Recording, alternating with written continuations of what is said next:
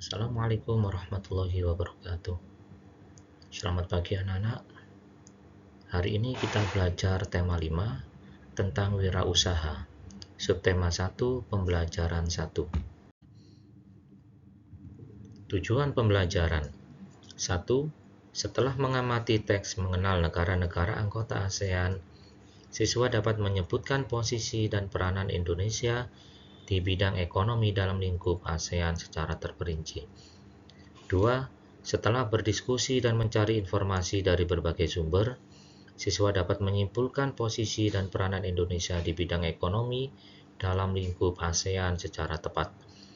3. Setelah melihat video, siswa dapat membedakan macam-macam magnet dengan benar. 4. Setelah melakukan percobaan, siswa dapat menentukan benda-benda yang dapat dan tidak dapat ditarik oleh magnet dengan tepat. 5.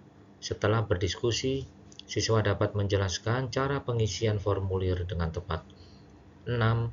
Setelah mengumpulkan informasi dan berdiskusi, siswa dapat mengisi teks formulir pendaftaran sesuai petunjuk pengisiannya. Bacalah teks berikut. Mengenal negara ASEAN. ASEAN adalah singkatan dari Association of Southeast Asian Nations, yang merupakan organisasi gabungan antara beberapa negara yang ada di sekitaran Asia Tenggara. Organisasi internasional ini didirikan dengan tujuan untuk menjaga kedamaian antar anggota serta beberapa jalinan kerjasama antar negara yang tergabung di dalamnya. Beberapa kerjasama yang dijalin yaitu misalnya ekonomi, keuangan, kesehatan, pendidikan, dan juga beberapa program internasional yang ditujukan untuk kemakmuran anggota ASEAN. Anggota ASEAN berjumlah 10 negara dengan 5 negara sebagai pendiri, yaitu Indonesia diwakili Adam Malik, Malaysia Tun Abdul Razak, Filipina Narciso Ramos, Tanah Komat Thailand, Singapura S. Rajaratnam.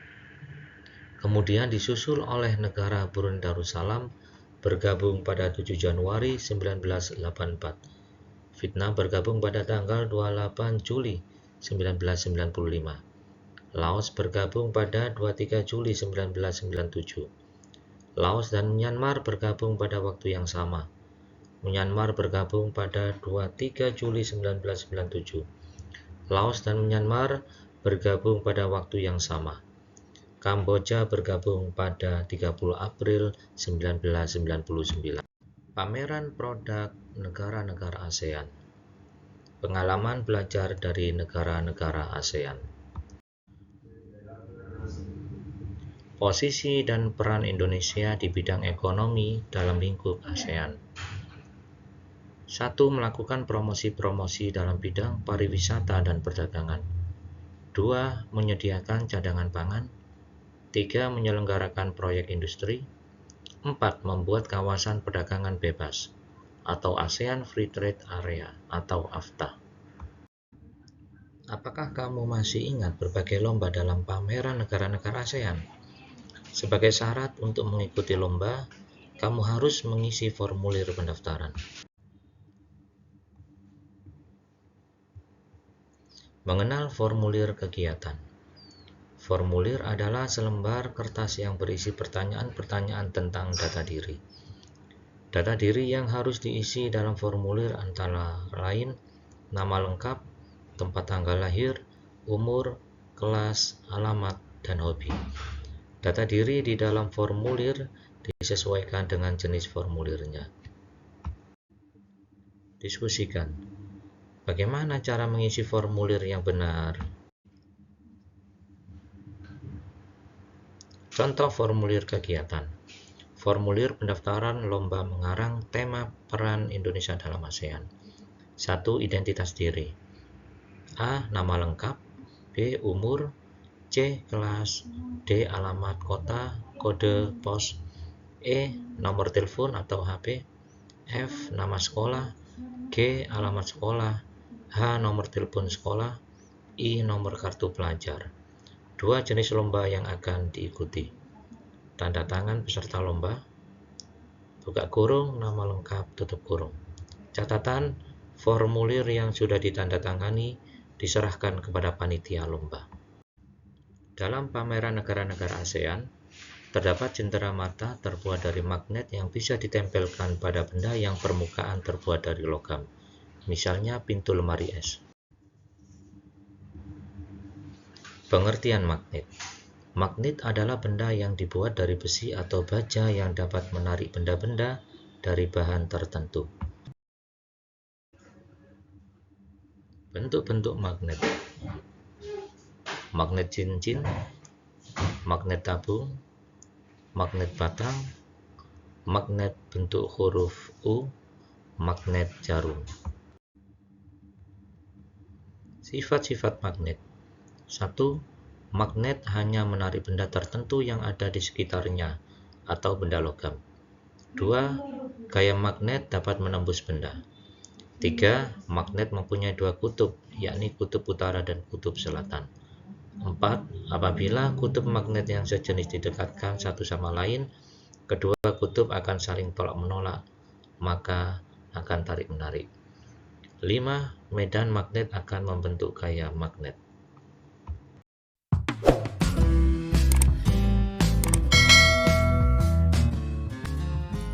Hai semuanya, di video kali ini kita akan mempelajari tentang gaya magnet atau bisa disebut juga daya tarik magnet.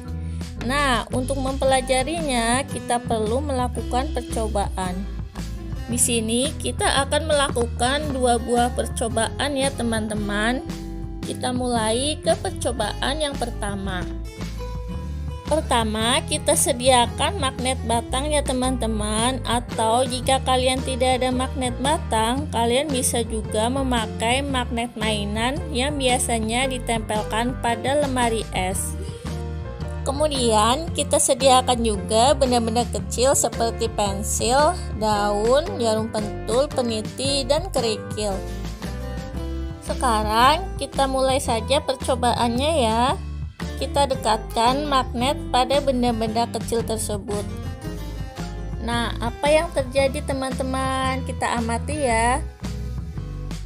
Teman-teman hati-hati ya, ada jarum pentul, jangan sampai terjatuh atau tercecer.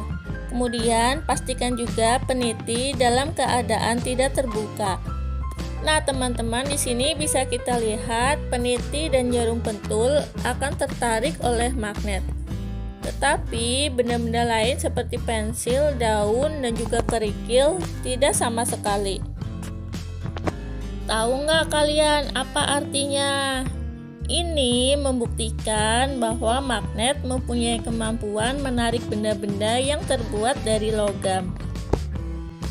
Teman-teman, sekarang kita lanjut ke percobaan yang kedua ya.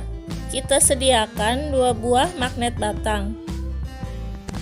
Di sini sudah aku kasih tanda ya teman-teman. Yang merah aku tandain dengan huruf A dan kemudian yang biru dengan huruf B.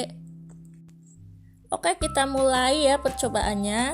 Pertama, kita dekatkan dulu ujung magnet A dengan magnet A. Lalu kita amati apa yang terjadi ya teman-teman. Sekarang kita coba lagi ujung A dengan ujung B. Kita lihat juga apa yang terjadi. Nah, dari percobaan tadi kita bisa melihat bahwa sebuah magnet mempunyai dua ujung yang berlawanan. Ujung magnet biasa disebut dengan kutub. Dua kutub magnet yang berlawanan itu disebut kutub utara dan kutub selatan. Jika dua buah magnet ditekatkan pada kutub yang sama, kedua magnet tersebut akan tolak-menolak. Begitu juga sebaliknya, jika dua buah magnet ditekatkan pada kutub yang berbeda, kedua magnet tersebut akan tarik-menarik. Interaksi dua buah magnet akan menimbulkan gaya. Gaya tersebut disebut gaya magnet. Jadi, gaya magnet adalah gaya yang dihasilkan ketika dua magnet atau lebih saling berinteraksi. Gaya magnet dapat dimanfaatkan misalnya dalam pembuatan kompas. Kompas adalah alat penunjuk arah utara dan selatan. Pada kompas terpasang sebuah magnet berbentuk jarum. Jika diletakkan mendatar, jarum kompas akan selalu menunjuk ke arah utara dan selatan. Nah, teman-teman, itu dia tadi pembelajaran kita tentang gaya magnet. Tetap dukung channel Praktis Simple ya teman-teman dengan cara like, komen, dan share video ini ke teman kalian. Dan buat kalian yang belum subscribe, tolong di subscribe ya, agar aku lebih semangat lagi bikin videonya. Terima kasih ya teman-teman, bye-bye. Tetap semangat belajar ya.